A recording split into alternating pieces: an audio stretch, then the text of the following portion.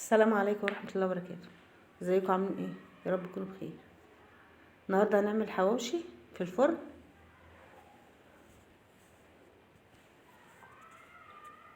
نص كيلو لحمة وربع كيلو فلفل ونص كيلو بصل، زي ما انتوا شايفين اهو بسويه.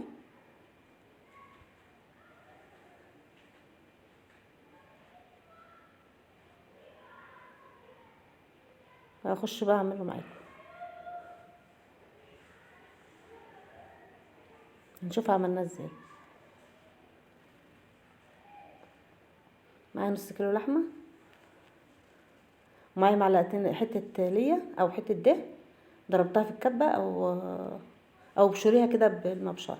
معلقة توم، نص كيلو بصل، ربع كيلو فلفل، معلقة توم مدقوق. هضربهم في الكبة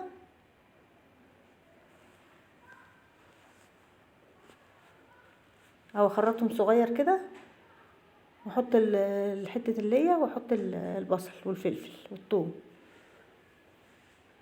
احط معلقه بابريكا، معلقتين فلفل اسمر، معلقه كزبره، ورشه جوز الطيب.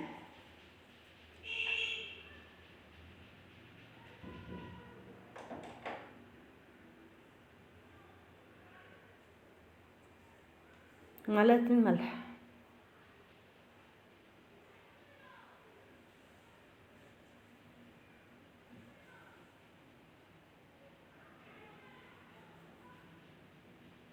وهقلبهم بقى ايه مع بعض كده لما يندمجوا كده مع بعض، البصل واللحمه والفلفل. وهجيب العيش افتحه، اقص العيش كده وافتحه،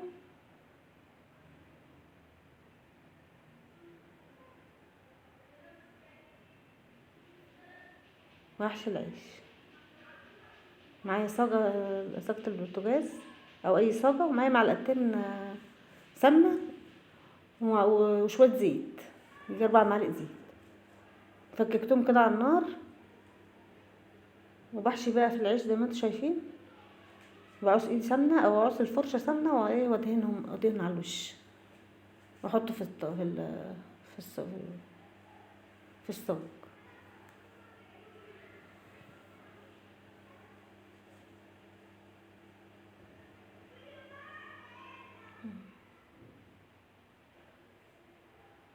بدهن الوش كده ايه سمنه وزيت.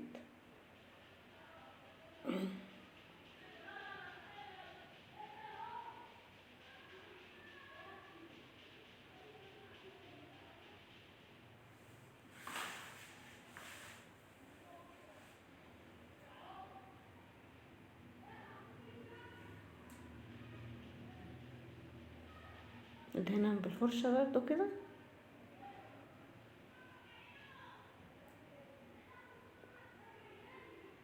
نص كيلو حواوشي، نص كيلو لحمه على نص كيلو بصل،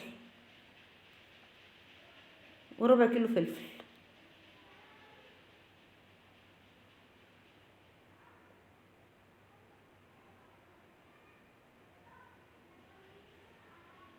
ادهن وشه كده بقى ايه سمنه وزيت، واحطهم بقى في الصاج. واجي عند الفرن بقى ايه ادخلهم يستوي، اسخن الفرن، اروح احطهم ايه يستوي.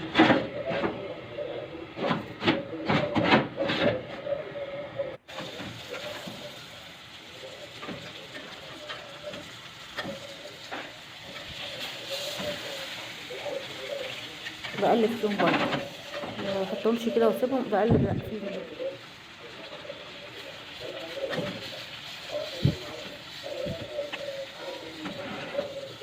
يستوى من تحت بقلبه، واحطه من الناحيه التانية.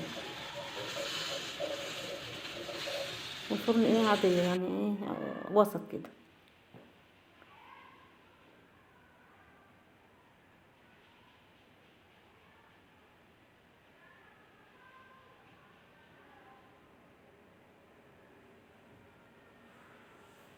بقلبه برضه.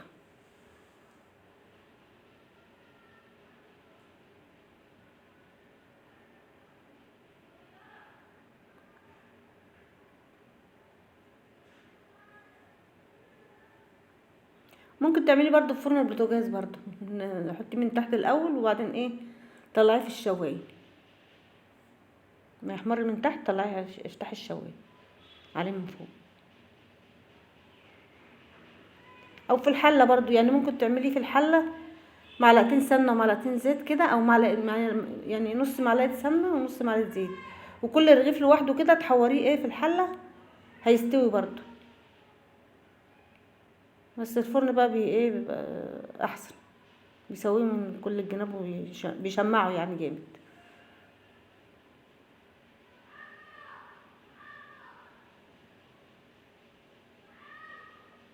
يعني اللي ما عندهاش فرن تحط برضو ايه تعمل في الحله كده، في الحله برضو على النار على العين البوتاجاز، تقلبه بايدها كده اما يحمر من تحت، وتقلبه برضو ايه على الوش التاني زي كده برضو.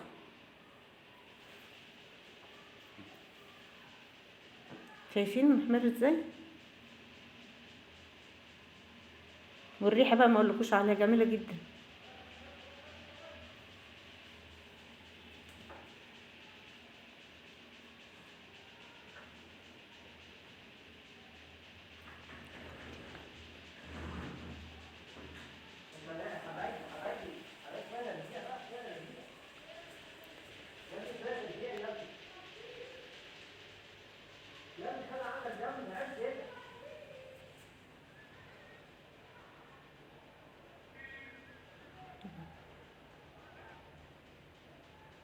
بمسكه بقى بالمسكه كده واطلعه،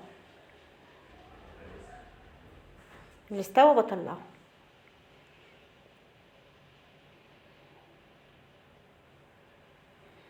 زي ما انتوا شايفين اهو، طلعت من نص كيلو لحمه 15 رغيف حواوشي.